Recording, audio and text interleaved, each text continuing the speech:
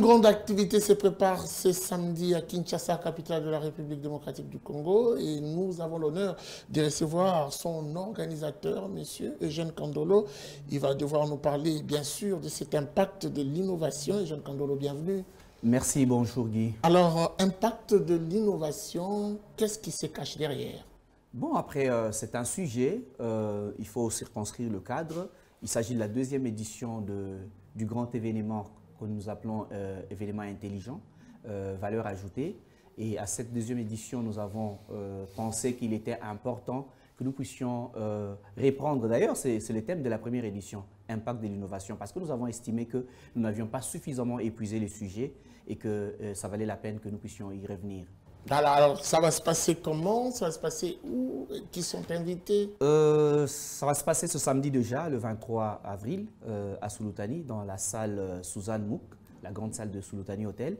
Il y aura plusieurs invités, comme vous l'avez sûrement vu. Il y a, à part l'organisateur principal que je suis, le coach qui va faire la Mix Motivation, il y a 4 panélistes qui vont parler chacun d'un aspect du grand sujet. Vous avez M. Félix Amouna qui a initié un programme très important, Yes, Young Entrepreneur Space. Il va nous parler de l'impact de l'innovation au travers de ce programme. Il y a Mme Mianda Fatan de Sodeiko qui va nous parler de l'impact de l'innovation qu'ils ont apporté au travers du programme Kelo Bantu, particulièrement dans son volet encadrement de la jeune fille et accompagnement des jeunes dames entrepreneurs. Et nous avons le DG Didier Moussete de la SCPT qui va nous parler en fait du big projet qu'ils ont mis en place avec notamment le concept One by SCPT Triple Play, qui est un concept innovant et il va effectivement nous en connaissons quand même des innovations et nous en comptons plusieurs ici en République démocratique du Congo. Pourquoi ou qu'est-ce qui justifie le choix de ces orateurs? Mais justement, on remarque également que c'est très sélectif. Très sélectif parce que, en fait, vous voyez, l'événement lui-même s'appelle valeur ajoutée. Nous ne voulons pas faire des conférences pour le cosmétique, pour appeler les gens, faire des photos. Après, nous voulons voir l'impact qu'il y a au travers de cela. Et nous voulons mettre l'accent sur l'entrepreneuriat social. L'entrepreneuriat social qui vise en fait le bien-être en fait, de l'homme. On sent quand même qu'il y a une sortie avec pompe. Et pourtant, c'est une deuxième édition. La première, on n'a pas connu assez, ou autant. Qu'est-ce qui justifie cette fois-ci trop de tambours battants? Ben, en fait, c'est un événement et qui dit événement dit toute la communication qui va. Justement, c'est quoi le parallélisme? Non, il y a trop de bruit autour. Mais justement, c'est très important. Pour moi qui suis croyant, Dieu nous dit de partir d'exploit en exploit. Ça veut dire qu'on doit partir crescendo. Donc, si à la première édition, la barre était là, parce que la première édition, sans faire beaucoup de bruit, c'était une grande réussite. Parce que ce que je suis en train de raconter tout à l'heure, c'est les acquis de la première édition. Donc, sans affiche, sans quoi que ce soit, il y avait de l'engouement. Ça, c'est réussite en termes d'appropriation, en termes de quantité. Il y a eu de la qualité, il y a eu de l'émotion, parce que c'était aussi l'occasion pour moi à l'époque de rendre hommage à mes amis coachs de Motivation Day, parce qu'en fait, les gens se posaient beaucoup de questions autour de cela. Donc, il y a eu beaucoup d'événements. Valeur ajoutée, c'est aussi beaucoup de surprises. C'est un lieu où, effectivement, quand on vient, on ne rentre pas comme avant. Dans la première édition, nous avons quand même senti cette ouverture, l'implication de tous. Cette édition, on constate que c'est quand même restreint. Ouais. On sent qu'il y a des contraintes liées notamment à la participation. Je sais lire avec mes yeux. Oui, 10 $, même, 25 $, justement, 50 $. Ouais. Pourquoi? C'est la même chose. À la première édition, c'était aussi comme ça. Je sais que Zoom-Eco n'avait pas encore de télévision à l'époque. C'était comme ça. Les gens ont payé. Mais ce qui vous étonne, je comprends, ce que nous savons quel est notre créneau.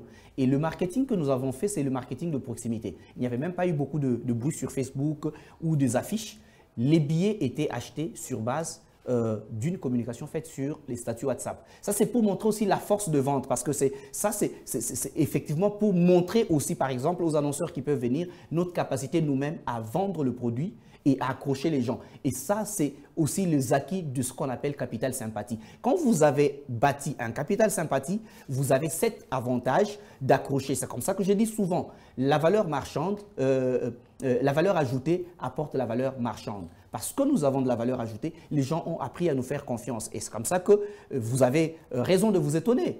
Parce qu'on n'avait pas fait beaucoup de bruit, mais les gens avaient payé les billets comme aujourd'hui. Les gens étaient venus comme aujourd'hui. Mais seulement aujourd'hui, il y a eu une autre dimension. Effectivement, il y a un peu ce que vous avez vu. Qui sont attendus à cette édition? On finit par là. Qui sont attendus? Qui sont attendus. Il y aura des ministres, il y aura des députés, il y aura des jeunes entrepreneurs. C'est vrai que si je vais estimer en termes de pourcentage, 50% du public, ça sera des jeunes entrepreneurs ou des porteurs de projets, parce qu'il ne faut pas oublier que c'est fait aussi et surtout pour eux. Parce que c'est un lieu de la promotion de l'entrepreneuriat de jeunes. Le ministre de Communication et Médias, aujourd'hui, Patrick Mouilla, il était à la première édition.